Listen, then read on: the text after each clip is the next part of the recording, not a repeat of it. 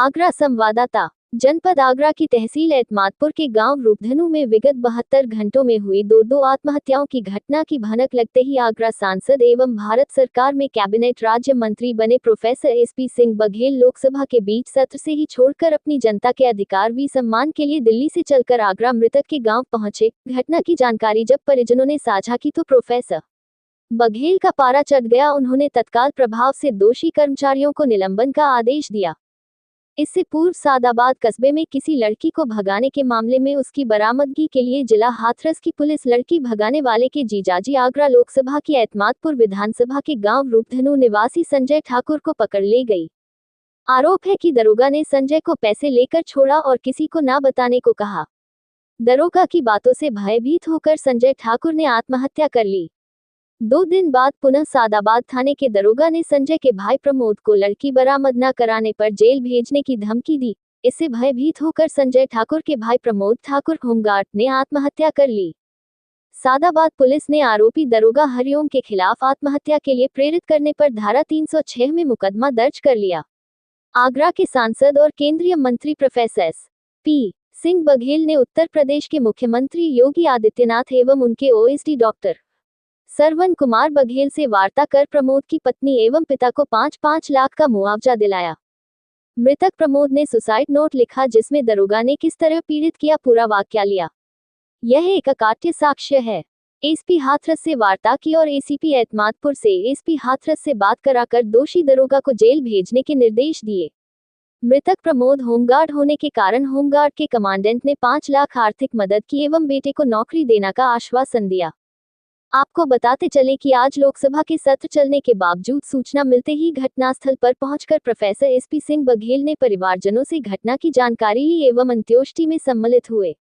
इस अवसर पर एतमादपुर विधायक धर्मपाल सिंह, प्रदेश महामंत्री रामप्रताप चौहान, दिगंबर धाकरे, गौरव शर्मा, मनवीर सिंह बघेल, बेलोट, सत्यपाल सिंह बघेल, जयंती, बब्बू प्रधान, संदीप प्रधान, योगेंद्र सिंह, राम चौधरी, विवेक कुमार आदि उपस्थित रहे। जिले में भाग गया है, उसकी बरामदगी के लिए इसको टॉर्चर किया गया और सादाबाद पुलिस ने पैसे भी मांगे, जिसका सबूत ये है कि बैंक से पैसे तक दिए गए। इससे ज़्यादा एविडेंस क्या होती, तो उसने आत्महत्या कर ली। फिर उसके बाद ही ने कहा दूसरे भाई को भी पता होगा कि कहाँ ले गए, तो दूसरे को इंटरोगेशन करने के लिए जब पुलिस आई तो भयभीत होकर के उसने भी आत्महत्या कर ली और सुसाइड नोट बाकायदा छोड़ा है कि मेरी मृत्यु के पीछे सादाबाद थाने का वो दरोगा है। बरहन थाने में हम लोगों के प्रयासों से 306 आत्महत्या में दुष्प्रेरित करने का मुकदमा पंजीकृत हो गया है। सब इंस्पेक्टर सादाबाद का दोषी है। मैं पुलिस से कहना चाहता हूं कि अजय नाम का आदमी अगर सुसाइड नोट ये लिखे कि विजय की वजह से मैं आत्महत्या कर रहा हूं, तो ये पुलिस विजय को जरूर जेल भेजेगी। तो इसमें हमारा प्रमोद जब सुसाइड नोट में दरोगा को दोषी मान रहा है तो उसको जेल जाना ही पड़ेगा। और मैंने यहाँ के आईओ से बात एसपी हाथरस से की है कि उसको जहाँ भी हो उसको गिरफ्तार करें और आगरा पुलिस को उसको सौंपें।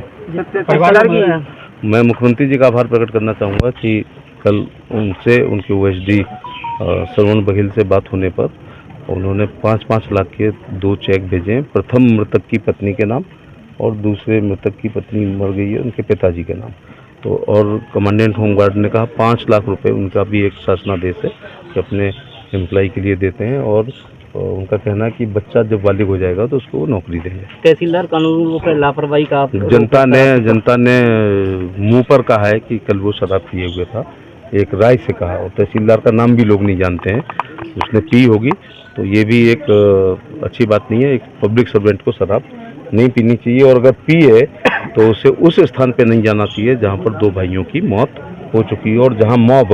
मैं रूपधनु की आम जनता के प्रति आभार प्रकट करना चाहूँगा कि इतना बर्दाश्त, इतनी बड़ी घटना के बावजूद भी उन्होंने प्रतिक्रिया स्वरूप कोई गलत काम नहीं किया। जैसे लापरवाही दिए पहले दिन मुकदमा नहीं दर्ज किया, इसमें क्या? मैंने कहा ना कि ये सादाबाद और बरहन के बीच में झूलता रहा केस, जबकि मेरा जो पुलिस का ज्ञान है, प्लेस ऑफ ऑकरेंस जहाँ होता है वहाँ FIR होती है, बाद में वो ट्रांसफ़र करके दूसरे ज़िले में या दूसरे राज्य की भी है तो वहाँ भेज दी जाती है।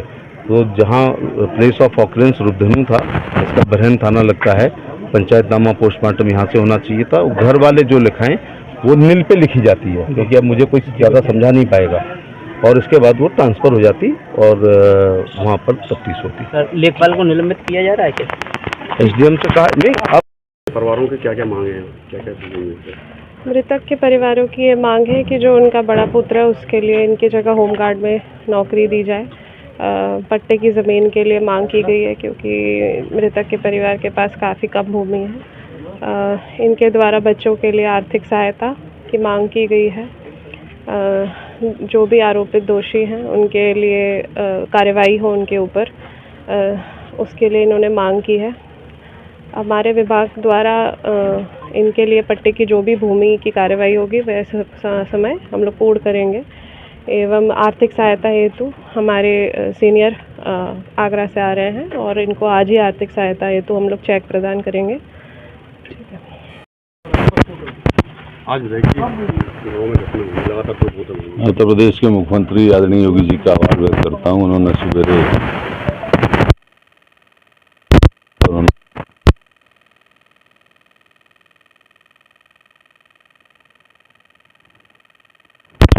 कि अभी फौरी तौर पे आर्थिक मदद देने की बात उन्होंने बताई, तो ये भी कहा था कि गांव में जाके आप हमारी ये बात गांव वालों तक पहुंचाएं। पहले पुलिस ने कई मुकदमे दर्ज किए पुलिस के खिलाफ, लेकिन कार्रवाई के नाम पर कुछ नहीं हुआ। निश्चित कार्रवाई होगी। जब मुख्यमंत्री जी ने कहा उससे बड़ा तो और कोई हमारा नेता नहीं है, उन्होंने कहा कि दोनों को जेल भेजेंगे।